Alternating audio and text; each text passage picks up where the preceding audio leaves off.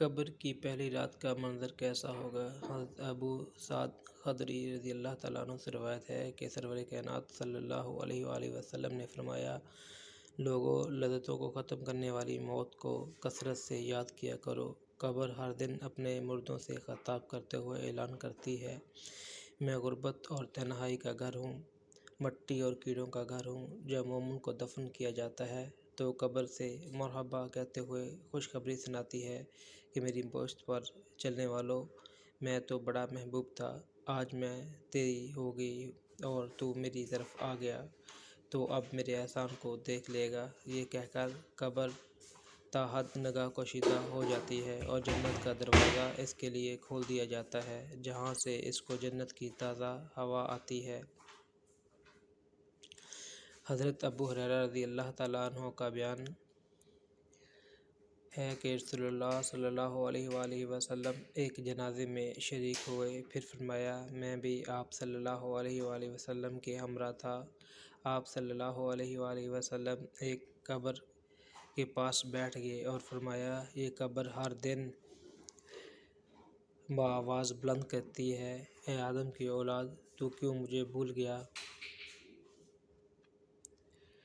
کیا تجھے یہ معلوم نہیں کہ میں تنہائی کا گھر، غربت کا گھر، وحشت کا گھر، کیڑے مکوڑوں کا گھر ہوں؟ میں بہت تنگ گھر ہوں، مگر اللہ جس کے لیے کشیدگی کا حکم فرمائے گا، اس کے لیے کشیدہ ہو جاؤں گی۔ اس کے بعد آپ صلی اللہ علیہ وآلہ وسلم نے فرمایا، اے قبر،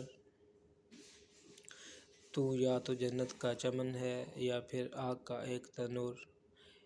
حضرت ابو حجاج رضی اللہ تعالیٰ عنہ سے روایت ہے کہ رحمت عالم صلی اللہ علیہ وآلہ وسلم نے فرمایا، مردہ جب قبر میں رکھا جاتا ہے تو قبر اس کو کہتی ہے، اے ابن آدم، تو ہلاک ہوا، تجھے کس چیز نے مجھ سے دھوکے میں رکھا؟ کیا تجھے معلوم نہ تھا کہ میں فتنہ، تاریکی اور کیڑے مکوڑوں کا گھر ہوں؟ تجھے کس چیز نے مجھ سے بہکا کر نہ ڈر کر دیا اور تو میری پشت پر خوب اکڑ کر چلتا تھا؟ اگر وہ مردہ نیک ہوتا ہے تو اس کی طرف سے قبر کو جواب دینے والے جواب دیتے ہیں، اے قبر، تو دیکھ تو صحیح اس کے اعمال کیسے ہیں، یہ اچھائی اختیار کرتا تھا اور برائی سے باز رہتا تھا۔ یہ سن کر قبر کہتی ہے، بے شک یہ نیک تھا، اب میں اس کے لیے سرسبز ہو جاتی ہوں۔ مردے کا جسم اس وقت منور ہو جاتا ہے اور اس کی روح اللہ تعالیٰ کی طرف بھیج دی جاتی ہے۔ حضرت عبداللہ بن عبید رضی اللہ تعالیٰ عنہ سے روایت ہے کہ رسول اللہ صلی اللہ علیہ وآلہ وسلم نے فرمایا، مردہ قبر میں بیٹھتا ہے اور ان لوگوں کے پیروں کی آواز بھی سنتا ہے جو اس کے جنازے کے ساتھ قبر تک گئے ہوں۔ مردے سے اس کی قبر کہتی ہے، اے ابن آدم، تیری ہلاکت ہو، تو نے میری تنگی، بدبو اور کیڑے مکوڑوں کا خوف نہیں کیا، اس لیے تو نے ان چیزوں سے بچنے کے لیے تیاری نہ کی۔ بدعمال مردے سے قبر کہتی ہے، تجھے میری تاریکی، میری وحشت، میری تنہائی اور تنگی اور میرا غم یاد نہیں رہا۔ اس کے بعد قبر اس کو جکڑ دیتی ہے، جس کے بعد اس کی پسلیوں کی ہڈیاں ایک دوسرے میں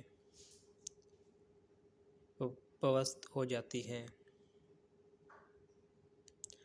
جبکہ نیک بندے کے لیے قبر کشیدہ کر دی جاتی ہے اور اس کے دائیں ایک کھڑکی کھول دی جاتی ہے جہاں سے اس کو جنت کی ہوا آتی ہے۔ اللہ پاک ہم سب کو قبر کے عذاب سے بچائے اور ہم کو نیک اعمال کرنے کی توفیق عطا فرمائے۔ آمین یا رب العالمین۔